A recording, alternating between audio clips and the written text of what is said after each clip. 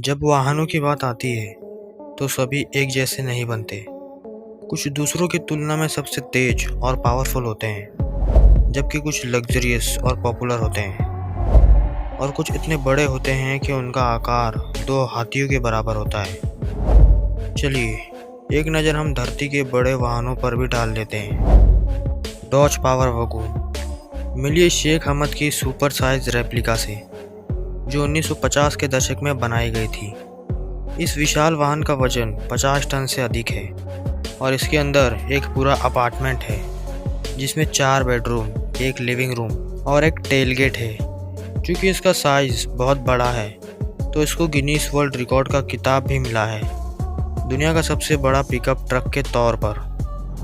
ये pickup truck normal Dodge power wagon से 64 गुना बड़ा है, जिसमें पहियों को एक ऑयल रिग ट्रांसपोर्टर की मदद से ओशियन लाइनर से लाया गया है। अपने इस बड़े आकार के बावजूद ये ट्रक पूरी तरह चालू है और यहाँ तक कि अबू धाबी की सड़कों पर उपयोग की जाती है। बेलाज 75710 ये विशाल अल्ट्रा क्लास ट्रक ईंट, पत्थर, बालू ढोने के काम आता है।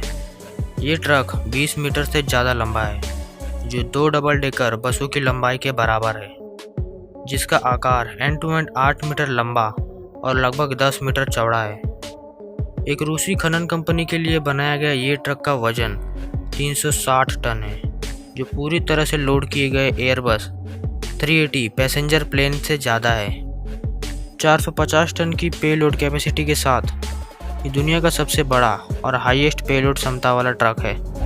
कैटरपिलर 797 इस ट्रक को खास तौर पर माइनिंग से निकले हुए रैबिट को उठाने के लिए बनाया गया है। यूएस में अभी तक इस मॉडल की 3 ट्रक बनाई जा चुकी है। 345 टन पेलोड कैपेसिटी के साथ ये आसानी से दुनिया का सबसे बड़ा वाहन है। ये ट्रक की कुल लंबाई तकरीबन 50 फुट तक है और चौड़ाई 47 फुट तक। अगर इसकी वजन की बात करें तो ये 5 लाख किलो तक वजनी है। बेगर 288 इस मशीन को जर्मनी में कोल माइनिंग के लिए इस्तेमाल किया जाता है और प्रतिदिन लगभग 2.5 लाख टन कोयले की खुदाई की जाती है, जो 30 फुटबॉल मैदानों के बराबर है।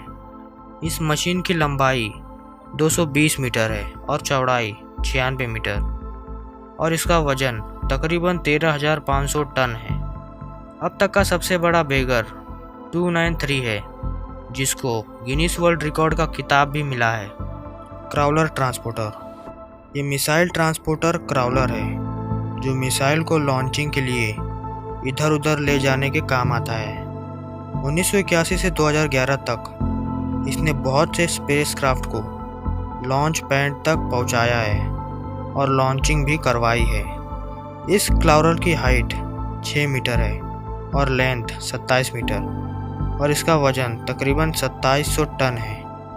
2016 में नासा ने एक नए क्राउलर का निर्माण किया, जिसको CT-2 सुपर क्राउलर का नाम दिया, जिससे उनका प्लान है कि 2024 तक चांद पर पहली महिला को भेजेंगे।